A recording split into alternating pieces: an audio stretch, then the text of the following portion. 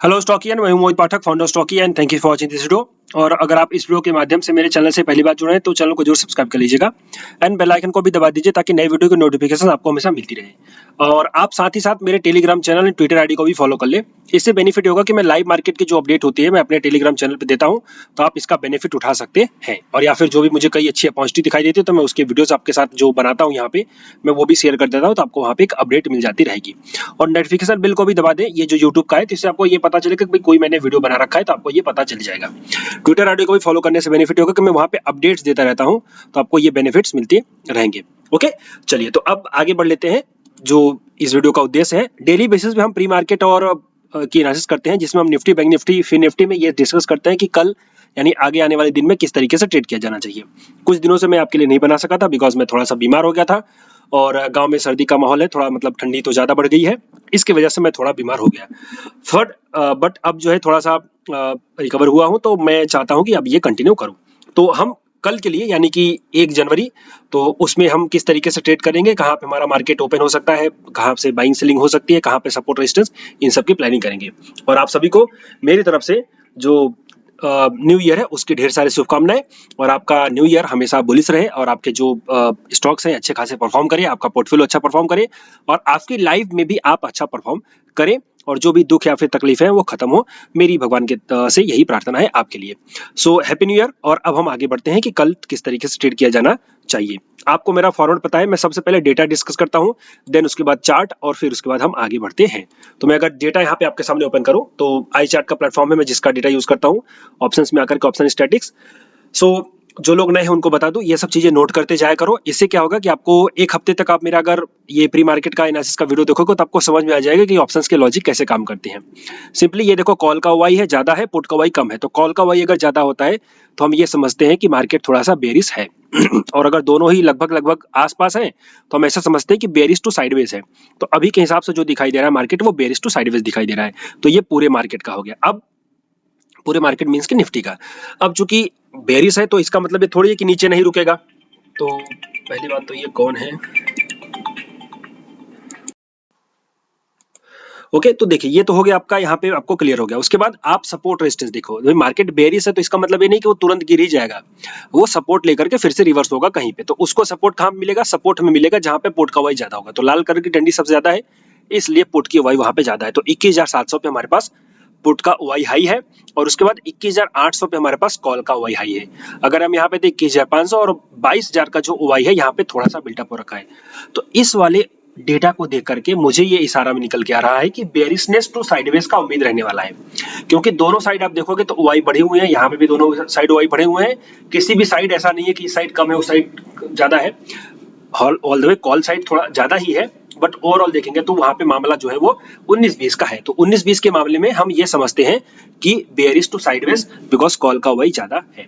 अब सपोर्ट हमारे पास 21,700 का है, रेजिस्टेंस हमारे पास 21,800 का है। लेकिन यहाँ पे ट्विस्ट ये भी है कि आप ये देखो 21,700 में कॉल का वाई भी लगभग लगभग है, पुट वाई ज्यादा है लेकिन कॉल का वाई है। तो अब इसमें हम ओपनिंग को ध्यान देंगे। अगर कल मार्केट हमारा जो कि अभी 730 मतलब यहाँ पे 28 समझो, तो ये इसकी कैश मार्केट की क्लोजिंग प्राइस है। मैं कैश मार्केट का डेटा ही देख रहा हूँ, स्पॉट का डेटा देख रहा हूँ, तो 728.30 है। तो अगर कल 730 यानी कि 700 के ऊपर, तो अगर 700 के ऊपर ओपन होती है निफ्टी, और उस केस में ये जो पुट का ओआई अभी 44,000 है, मतलब 44 लाख है, अगर ये बढ़ करके और बढ़ जाएगा, कॉल वाला थोड़ा सा कम हो जाएगा या फिर पुट वाला बढ़ जाएगा, तो ये समझो कि 40 जो मतलब ये 21,700 का है वो सपोर्ट ले लेगा। लेकिन अगर 21,700 के नीचे ओपन हो गई और उस केस में कॉल वाला ज्यादा हो गया, पुट वाला कम हो गया, तो ये समझो कि 21,700 रेजिस्टेंस का काम करेगा उस दिन में। तो ये हमें समझ में आ गया। अगर हम चेंज के डेटा को देखें तो 21,700 पे पुट का ओआई बढ़ा हुआ है, लेकिन ओवरऑल कॉल का ओआई बढ़ा हुआ है, तो बेयरिश पोजीशन क्रिएट करी गई है, लेकिन सपोर्ट जो है 21,700 का है। अब 21,700 के ऊपर ओपन होगा और उस केस में पुट का ओआई बढ़ जाएगा, तो ही अगले दिन सपोर्ट का काम करेगा, अदरवाइज वो नीचे ही चली जाएगी। ये हमें याद रखना है और इन चीजों को नोट करके चला करो। नोट करके चलोगे, फिर डेटा को यहाँ पे लिखोगे, चार्ट को देखोगे, तो आपको बहुत अच्छे से क्लियर कट अंडरस्टैंडिंग हो जाएगी। अब हम डेटा को मिक्स करते हैं चार्ट के साथ। तो अगर हम डेटा को मिक्स करें तो हमारे पास 21,700 का हमारे पास कहाँ पे है, ये रहा सपोर्ट। अब चूंकि सपोर्ट को अगर हम देखेंगे तो 700 का सपोर्ट ये रहा लगभग यहाँ पे कहीं पे, ओके, ये सपोर्ट की लाइन हो गई। अब सपोर्ट की लाइन को अगर हम देखें तो यहाँ पे भी एक सपोर्ट बना था, फिर यहाँ पे भी एक सपोर्ट बना है और फिर यहाँ पे भी एक सपोर्ट बना है। अब कुछ लोग बोलेंगे सर जी ये तो नीचे गया है, आप सपोर्ट कैसे बोल रहे हो? तो देखो निफ्टी बैंक निफ्टी में ना 20-25 रुपए उसके चने ममरे की तरह होती है। हमारे सूरत में चने ममरा कहते हैं, चना ममरा। तो ये चना ममरा है इसके लिए, मतलब ये 20-25 पॉइंट कोई मायने नहीं रखता। ओके, ये चीज याद रखा करो। तो 20-25 पॉइंट इसके लिए चना ममरा है। और अगर हम देखें यहाँ पे तो ये पूरा बेस तो है ना, यही जोन, तो ये जो जोन है ये पूरा जोन सपोर्ट का काम करेगा और इसी जगह पे आपको डेटा भी दिख रहा है कि डेटा भी वहां पे अच्छा खासा सपोर्ट का नाम ले रहा है। तो डेफिनेटली अगर इस लेवल को ब्रेक करेगा तो फर्दर बेरिशनेस आएगी। जब तक इस लेवल को ब्रेक नहीं करता तब तक फर्दर बेरिशनेस नहीं आएगी। इसके ऊपर रहता है तो आपका समझो कि एक साइडवेज टू बुलिशनेस का मूव हमें मिलेगा, लेकिन अगर इसके नीचे चला गया तो बेरिश टू साइडवेज का मूव मिल जाएगा। क्यों? क्योंकि डेटा जो है आपका वो दिख रहा है 700 पे सपोर्ट है, लेकिन थोड़ा सा कॉल साइड ज्यादा है। तो यहाँ पे देखिए कॉल साइड वाइज ज्यादा, तो यहाँ पे आपका देखिए सेलिंग प्रेशर भी देखने को मिला है। जैसे ऊपर जाती है सेलिंग प्रेशर आ जाता है। तो ये क्या हो रहा है, ये डिस्ट्रीब्यूशन एरिया हम ये कह सकते हैं, पूरा ओवरऑल एरिया। तो अब इसमें फाइनल क्या समझ में आ रहा है? देखो फाइनल ये है कि ऊपर से डिस्ट्रीब्यूशन हो रहा है, यानी कि ऊपर से सेलिंग हो रही है, लेकिन इस एरिया में सपोर्ट भी लिया जा रहा है। तो अगर डिस्ट्रीब्यूशन होगा और ये सपोर्ट टूट जाएगा तो फर्दर डाउनफॉल हमें देखने को मिलेगा। कहां तक देखने को मिलेगा? हमें सीधे सीधे 21,580 तक देखने को मिलेगा। लेकिन अगर इसके ऊपर रहेगा तो हम ये समझेंगे कि कोई दिक्कत नहीं है। तो अब एंट्री कैसे होगी? तो एंट्री हमारी जो होनी चाहिए फर्दर इसके ब्रेक डाउन होने पे ही सेल का एंट्री करना है, अदरवाइज नहीं। तो ये पूरी चीजें नोट करके चला करो। ओके, और अब ये तो भाई चार्ट में दिख रहा है, तो चार्ट में जो दिख रहा है उसके बाद मेरा भी तो कुछ होना चाहिए ना। मैं आपको वीडियो अगर बना के दिखा रहा हूँ, समझा रहा हूँ, तो मेरा भी तो कुछ लॉजिक होना चाहिए। तो देखो ऐसे मामलों में मैं क्या करता हूं, मैं अगर डेटा और चार्ट थोड़ा सा भी साइडवेज है और बेयरिशनेस टू साइडवेज है तो मैं सेल ऑन राइज का हिसाब किताब रखता हूं। तो मैं सेल ऑन राइज करूंगा। ओके, ये चीज याद रखिए। कैसे? सिंपल समझते हैं। ऊपर जाने पे हमें कोई भी सेलिंग प्रेशर देखने को मिलेगा तो हम सेल करेंगे। तो हमारा जो लेवल होना चाहिए वो सेलिंग का, वो मैं आपको दे देता हूं, इसको नोट कर लीजिए। तो सेल ऑन राइज हम करेंगे सेलिंग बेसिस पे। यहाँ पे 15 मिनट में एक बार देख लेता हूँ कहीं पे कुछ है। ओके, नहीं है। तो सेलिंग हो रही है लेकिन कम हो रही है। ओके, चलिए खैर हम फाइनल लेवल ले लेते हैं। तो हम सेल करेंगे, हमारे पास जो लेवल है वो है सीधे सीधे यहाँ पे। अगर फ्लैट ओपन होकर के यहाँ पे जाती है और कोई भी सेलिंग का रिवर्सल दिखता है तो हम सेल करेंगे। हम सेल करेंगे कहाँ से कहाँ तक? 21,760 से लेकर के 60 से लेकर के 69 है तो 70 तक ले लेते हैं। 70 तक स्टॉप लॉस जो होगा हमारा, थोड़ा सा स्टॉप लॉस बड़ा हो जाएगा, खैर नहीं, बड़ा स्टॉप लॉस नहीं रखते हैं, स्टॉप लॉस छोटा ही देते हैं, 780 है।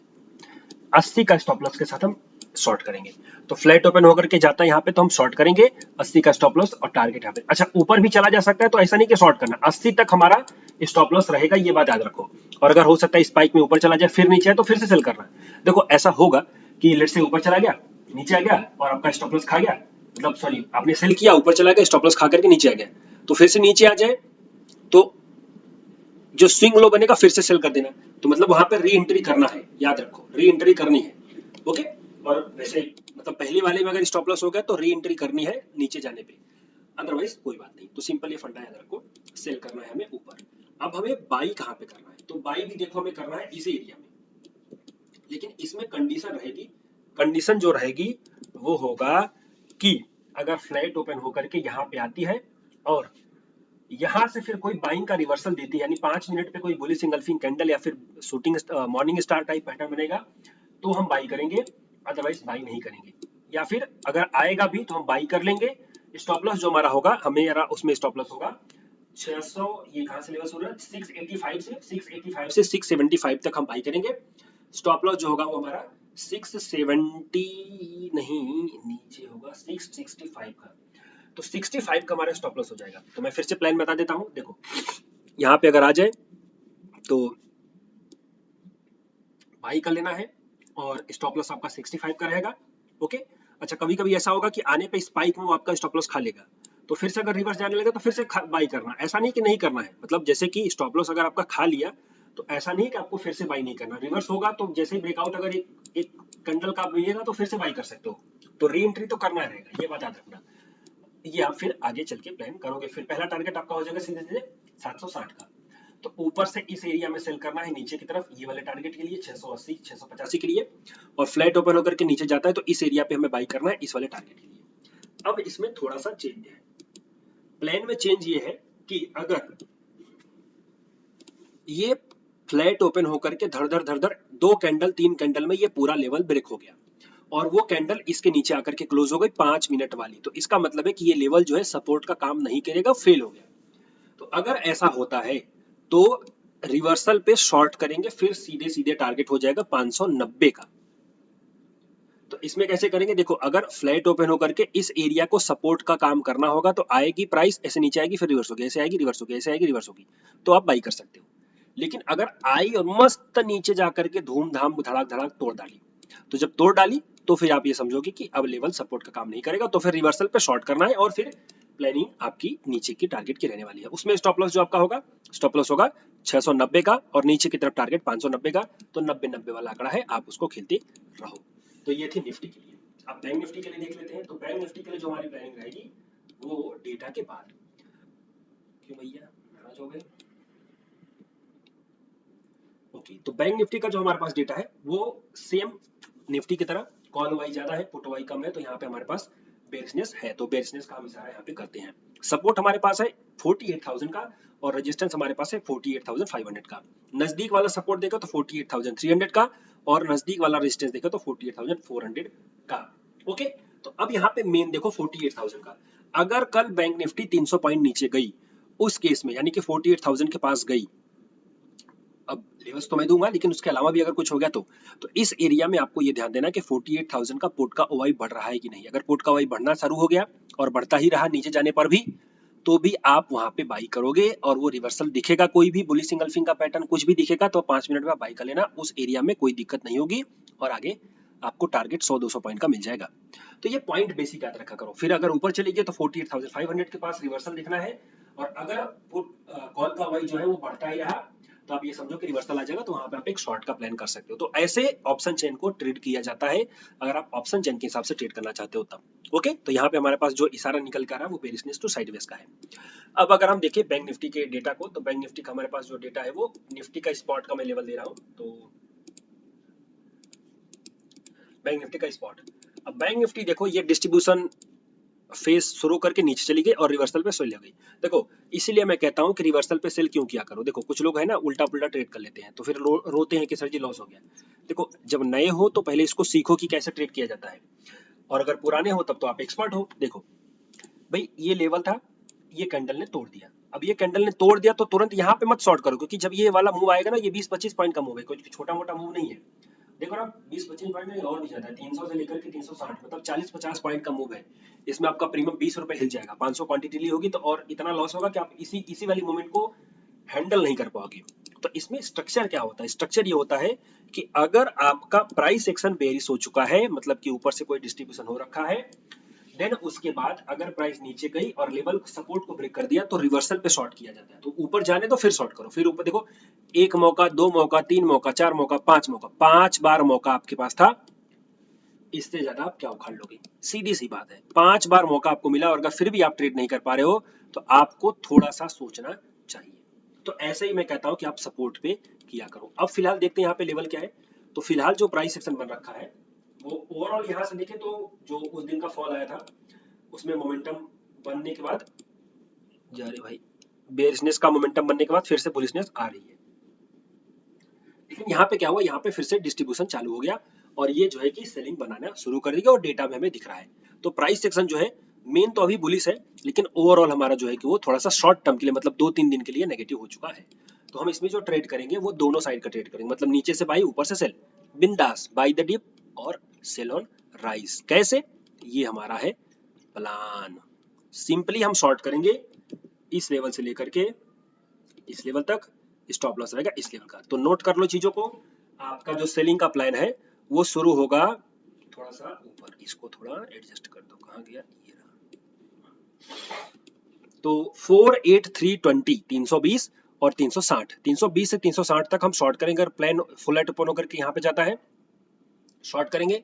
स्टॉप लॉस जो हमारा होगा वो होगा 385 का, तो 90 ले लो 5 पॉइंट ऊपर, ताकि आपका हिट ना हो, तो मतलब उसमें वॉलेटिलिटी में हिट ना हो। तो 90 का स्टॉप लॉस और टारगेट हमारा सीधे सीधे हो जाएगा 180 का और फिर उसके बाद दूसरा टारगेट हो जाएगा 100 का। तो यहाँ पे हम शॉर्ट करेंगे, ये प्लानिंग याद रखो। अब इसमें चेंज क्या हो सकता है, एक ही कैंडल इसको जाकर के पूरा मस्त ऊपर क्लोज कर देती है, तो फिर आप सेलिंग का प्लान अवॉइड कर देना। मैं अपने टेलीग्राम पे बताऊंगा, उस बेस पे ट्रेड करना। ये भी नोट करके चलो, प्लानिंग को नोट करा करो। अच्छा, जो लोग नए हैं उनको बता दूं, देखो जब मैं वीडियो बनाता हूं तो आप ये वीडियो देखोगे तो उसमें आपको पूरा लॉजिक लिख के लेना चाहिए कि भाई ये मेरा, ये सर जी ने लेवल बताया है और यहाँ पे लिखा है इसका पेन, तो इस पेन का इस्तेमाल करो। इसमें लिख लो sell on rise but if a single candle closes above then avoid selling, ऐसे लिख लिया करो। तो इसमें क्या है ना, जब ऐसे लिख के रखोगे तो अगले दिन आपको कुछ सोचना नहीं है, क्योंकि आपका माइंड आपको कंफ्यूज कर देता है। तो वहां पे लेवल आएगा, तुरंत आप शॉर्ट कर दो, सिंपल बात समझ लो। तो ऐसे लिख के रखा करो, फिर अगले दिन मस्ट ट्रेडिंग किया करो। ओके, चलो मैं लिख के रखता हूं और छोड़ता हूं, मैं डिलीट नहीं करता हूं। सिंपली सेल करना है लेवल पे, तो मैंने आपको लेवल दे दिया 320 से 365 तक हम सेल करेंगे। स्टॉप लॉस जो होगा 390 का होगा। टारगेट हमारा सीधे सीधे 225 का पहला टारगेट और 180 का दूसरा टारगेट और तीसरा टारगेट हो जाएगा 100 का। तो इस तरह से आप प्लान करके चल सकते हो। और ये भी बता दूं, ये टारगेट तुरंत ऐसे नहीं होगा, ये थोड़ा ऊपर नीचे टाइम पास करेगा तो ऐसे अचीव होगा। ये मत सोचना कि तुरंत आकर के टारगेट दे करके फिर आगे बढ़ जाएगा। तो ऐसे वहम मत पाला करो, क्योंकि प्राइस कभी भी ऐसे नहीं चलती। प्राइस हमेशा जिगजैग फॉर्मेशन में चलती है, यानी कि इंपल्सिव करेक्टिव फॉर्मेट में चलती है। अब बाय द डिप कहां से होगा, तो बाय द डिप जो होगा वो होगा यहां से। भाई इस एरिया में सपोर्ट लिया था, फिर यहाँ पे सपोर्ट लिया था और इस ब्रेकआउट के बाद ये ऊपर चली गई। तो ये जो एरिया है ये एरिया ऑफ सपोर्ट का काम करेगा। ओके, एरिया ऑफ सपोर्ट का काम करेगा। तो इसमें हम लेवल देख लेते हैं, लेवल कहां पे है। तो लेवल जो है हमारे पास वो है बाइंग का ये वाला 4810, 4810 से लेकर के 47940, इस एरिया में आने पे कहीं भी कोई भी बाइंग का रिवर्सल दिखेगा तो हम बाई करेंगे। स्टॉप लॉस जो हमारा होगा, अरे बाप रे तो बड़ा हो गया, एक मिनट लफड़ा हो रहा है।